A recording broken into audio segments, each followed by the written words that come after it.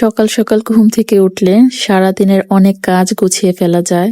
তবে আমার সকালে ওঠার অভ্যাসটা কমে গেছে। কিন্তু রমজান আসার পর যখন রূপশ্রীর বাবার অফিস টাইম এগিয়ে গেছে, তখন আমি তার সমানে ৬টায় উঠি। আর তার জন্য আমি সকালেই সারাদিনের রান্না করে ফেলি, নাস্তা বানিয়ে ফেলি, স্নান, ঘর গোছানো সবকিছু করে ফেলতে পারি। তো রূপশ্রীর বাবা সকালে কিছুই খায় না। আমি এখন আমার জন্য একটু চা বানাচ্ছি। এই চাটা আমার খুব পছন্দের। আমি চায়ের অভ্যাস একদমই করি না। তবে খুব ইচ্ছে করলে আমি এই চাটাই খাই। এটা হচ্ছে আদা আর লং দিয়ে। আর রূপশ্রীর জন্য আমি একটু নুডলস করব। রূপশ্রী এখনো ঘুমাচ্ছে, ওকে ৮টার দিকে ডাকবো, যেহেতু ওর এখন স্কুল বন্ধ। ৮টা ৮:৩০ ওকে আমি ডেকে উঠাই। আর আমি যখনই চা খাই, আমি বিস্কিট ছাড়া চা খেতে পারি না। এটা আমার একটা অভ্যাস।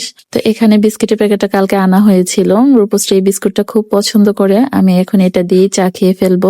এত সকালে উঠেও না মনে হয় সব কাজ খুব তাড়াতাড়ি গুছাতে পারি না, সারাদিনই কাজ থেকে যায়। চাটা শেষ করে আমি রান্নার সবকিছু গুছাবো, এখন কি রান্না করব।